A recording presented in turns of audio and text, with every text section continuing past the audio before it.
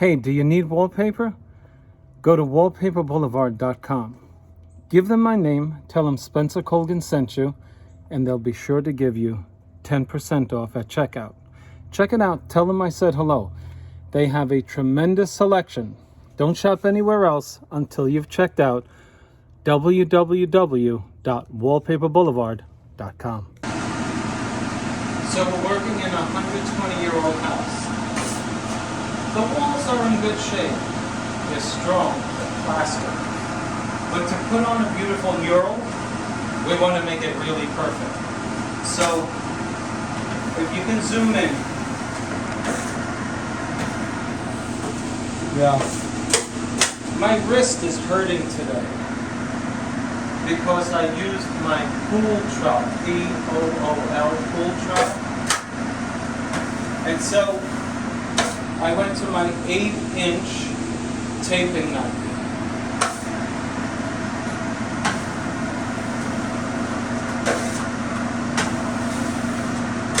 But show them how perfect it comes out. The first coat went on yesterday, I did it alone. Today, I'm perfecting the coat by giving it a nice flat finish. Now, what you want with you is a bottle of water so that your plaster doesn't start drying. It's of no use if your plaster starts drying because now you're making a texture on the wall. Okay. I was using this and it stressed my wrist too much.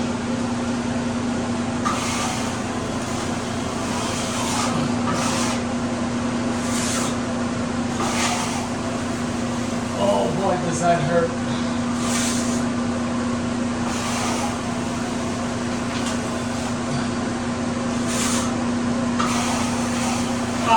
I can't do it.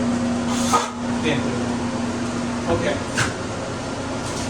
So, if you can, I'm going to move tools around, then we'll go up and see how we do this mechanically. Okay, I'll see you on the next round. Super thin. That's all we want. We just want a thin veneer. I mean, after all, I sanded it with my drywall sander, and we're just looking to fill in these little scratches. Not much, but it perfects it. Look at that beautiful flat finish. And there's no sanding here, you know? So that's how we apply it on to get it on quickly.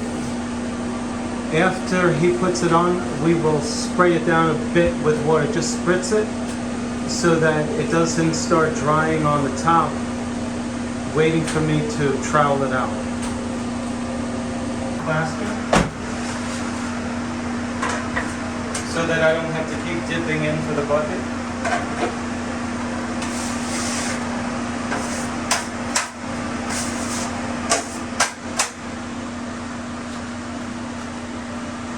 It's a little stiff. Can you wet it down a bit? Yeah. Just wet it down a bit. Watch out, coming through. That's it. Gives it a little moisture. When you're doing this coat, this second coat, you don't get lap marks. This is a lap mark. You see that? The reason you don't get lap marks is because you're putting it on super thin. Lap marks happen because your compound is thick. You're putting on a thick coat. And so the lap marks are showing an excess of material as you press your blade into it.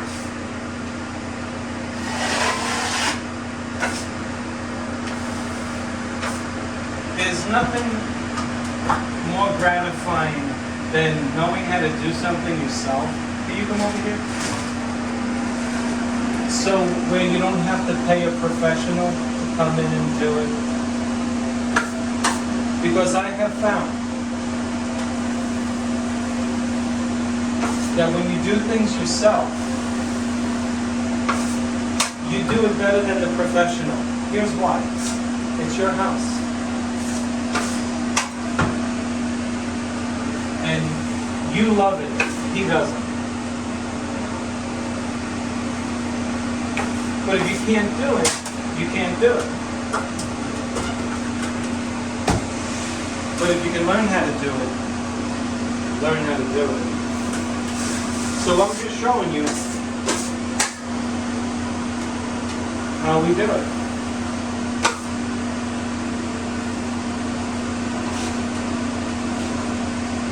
Again, the trick is wet it down well.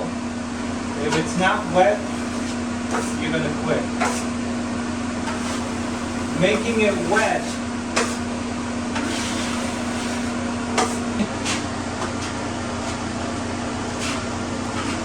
we have the fan going, so the fan is going to try to dry it.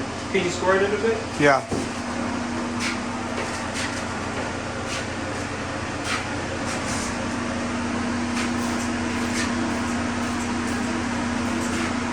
More? Yeah, that's good. Okay. Wow. Just show them. You see how I'm doing it right now? I'm kind of making lap marks. I'm just spreading it out. Oh, my whole arm is killing me. Oh, man.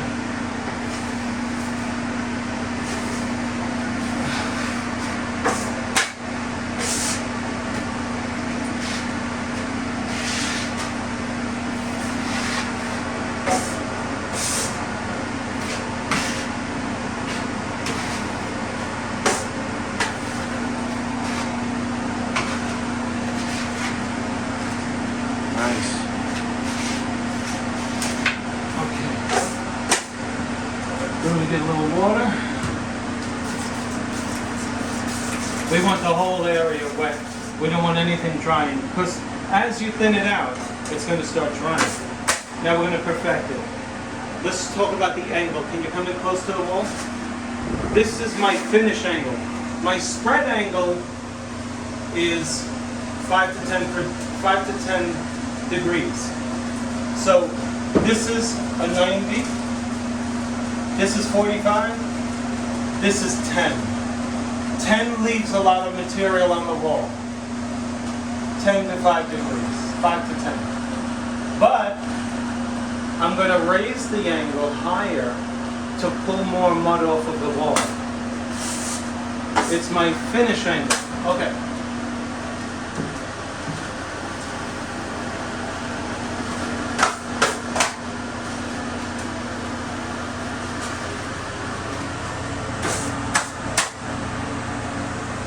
Doing the perimeter first. Look at the angle I'm using. It's my finish angle. Because I don't want to leave mud on the wall. Okay, I start on the dry part. Why do I start on the dry? Because I don't do this. See the mark I made? Gotta fix that. When I start on the wet, I make marks. You don't want to do that. You start on the dry. Drag your mud consistently. Speed, consistent pressure, consistent angle. 3 things: speed, pressure, and angle. Speed, pressure, and angle. Let me show you what happens when the speed, pressure, and angle changes. Watch this. Come in close. Come in close. You see the bubbles here? Can you see that through your screen? You see those bubbles? Yeah. That's because it's thick. The air is escaping. I didn't go thin enough. If I went thin, they wouldn't be there. You see they're not there? So the pressure changed, it gave me bubbles. The speed changed, it made it thicker over here than it is over here. And the angle pulled more off over here and than it did over here. Your speed, the pressure, and the angle are the most important things that's going to give you a perfect finish. It all has to be the same. My speed has to be the same during the whole stroke, left to right. Speed, the pressure, and the angle will give you the same flat surface throughout the entire stroke. Now, Brian, please come over here, right where I'm standing. Show them the beautiful flat surface that they just got. Just show them that. Right up around where the light is shining. Look at that. A little lower. Look at that. Oh man, that is gorgeous. Okay. So, now,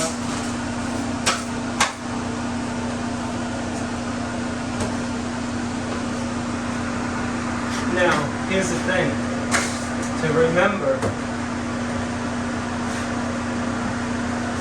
this is finished up here. What am I doing going over this? I'm risking messing it up, right?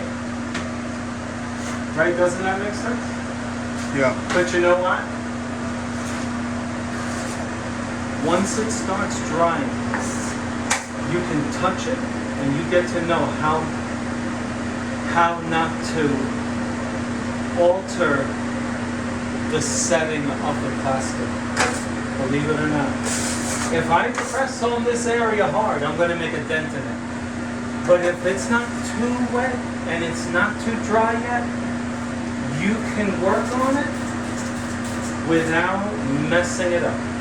And you'll get to know that in the first hour of doing this. Okay, let's see.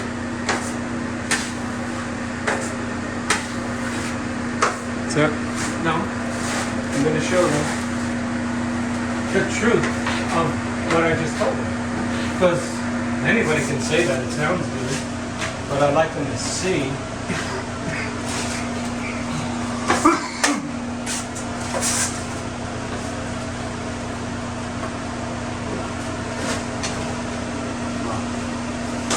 Okay, now, I'm working in a finished area and an unfinished area.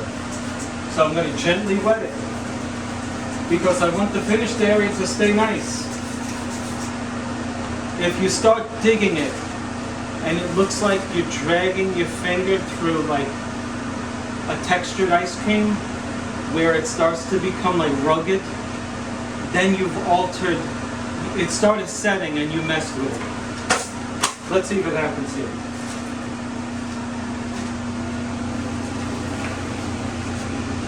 Okay, I'm starting on an unfinished surface. I'm pulling over to a finish. Watch this. I lift the blade and the pressure to match it with the finished part. This is all wet, wet, wet, starting to dry. Pull up, pull up. Perfect. I'm starting over in the corner. I go up to get rid of my wetness. Perfect, so far. I'm pressing hard.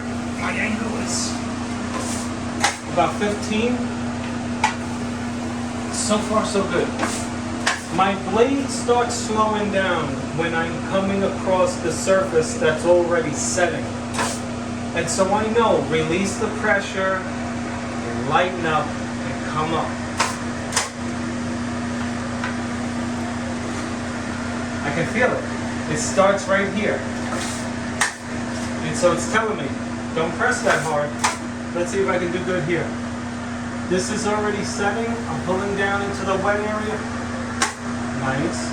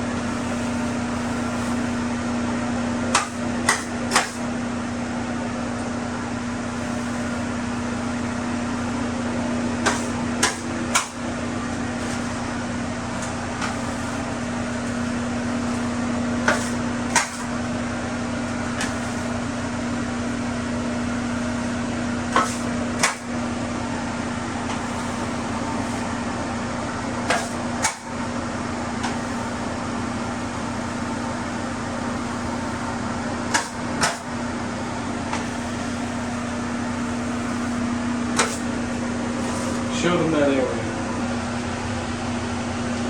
Okay, that's it. That's how we did. You can do it too. Okay, I'm going to do the rest of the walls just like this, and good luck to you.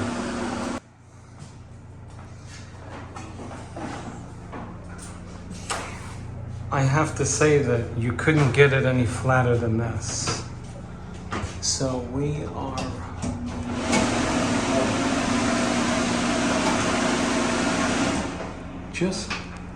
we're almost ready. We're gonna put the fan on it and dry it off.